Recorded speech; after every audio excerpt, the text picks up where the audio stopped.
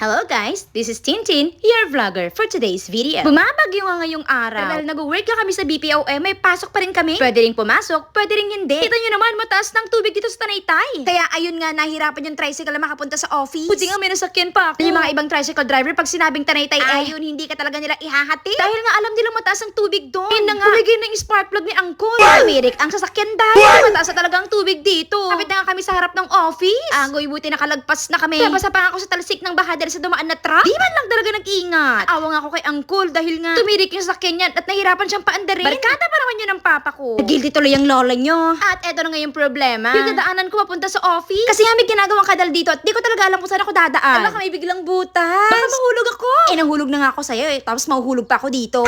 Kaya ang ginawa ko nga kinapaka pa ko muna yung mga paa ko sa butas. Sa lupa. Tapos yung medyo safe nga, ayun, nilusok ko na talaga yung baha. Nakachinelas na talaga ako for today's video. Lahat kami. Syempre, alam na namin yung dadaanan naming puro buha talaga. At nagsama-sama na nga dito yung 100% germs. Germs ka na nga, tapos may germs pa dito. What the? Eto nga ka-work ko prepare. May dala pa talaga siyang kahoy, panga-panga pa sa baha. Baka may biglang butas talaga. Better safe than sorry. Kaya ayun na nga, 6 minutes late ang lola nyo. Well, better late than absent. Yun kasi talaga yung motto ko, kaya halos araw-araw talaga ako nalilate.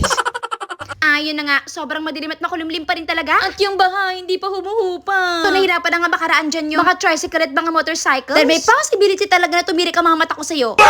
Na tumirik yung mga sasakyan nila. At ayun na nga, bay, konti lang talaga kaming pumasok ngayon. Siyam lang talaga kaming pumasok ngayon, matira matibay. Sabi nga nila, depende nga doon sa pangangailangan. Kaya out of 30 agents, siyam lang talaga kaming pumasok ngayong araw. Siyam na nga lang kaming pumasok, nahirapan pa talaga kung incentive. Uy, sakit sa ulo. Tuloy-tuloy pa rin talaga yung ulan kahit gabi na. Pero ang kagandahan naman dun hindi naman malakas yung ulan. Basta bawag lang talagang lumakas yung ulan. At buti na lang talaga walang kasamang malakas na hangin. Dahil kung hindi, baka wasak na naman talaga tong office namin. Tulad last year na sana wag na talagang maulit pa. Pero ang kagandahan naman sa company namin nabagyo as in wash out talaga yung office at wala talaga kaming trabaho. Nagbigay sila ng tulong sa amin isa-isa. Meron silang patrikya, isa-isa kaming sakong bigas, at may mga padilata pa. Hindi talaga kami nila pinabayaan. Nakakataba yun ng puso. Yung SSS lang talaga. Hindi na lang talaga nila lahat sinama lahat ng mga members ng SSS. Ili pa, wala tuloy ako.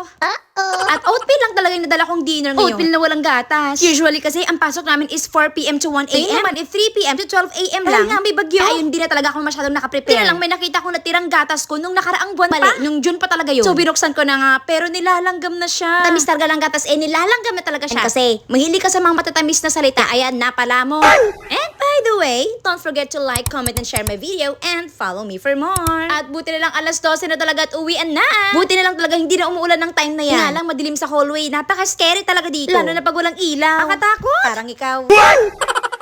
Janelle! Janelle! Hawak ko mga anak mo, balikan mo ako ha. Wala akong masasakyan. Makalimutan mo, mag-isa ko lang kasi. Buti lang talaga kahit bumabagyo nandyan pa rin yung kapatid ng kawork namin. Tagahati talaga sa amin pa uwi. Kundi talaga mamumati talaga yung mga mata mong kahihintay ng mga sasakyan dito. Orayed tam. Lalo na nga ngayong may bagyo. May konti lang talaga yung mga dumadang sasakyan dito. Kahit na highway pa ito. Syempre madaling araw na rin, no? Pero buti na lang humupan na rin yung tubig baka dito sa harapan ng office. Madali na lang siya lakaran ulit. Pero pag umulan ulit, ay baha na naman dyan, Jude. Mag-isa ko na lang, mag-isa ko na lang, mag-isa ko na lang, mag-isa ko na lang, mag-isa ko na lang. Ayun, nagbalik siya. Yung takot no? That's all for today. Thank you for watching.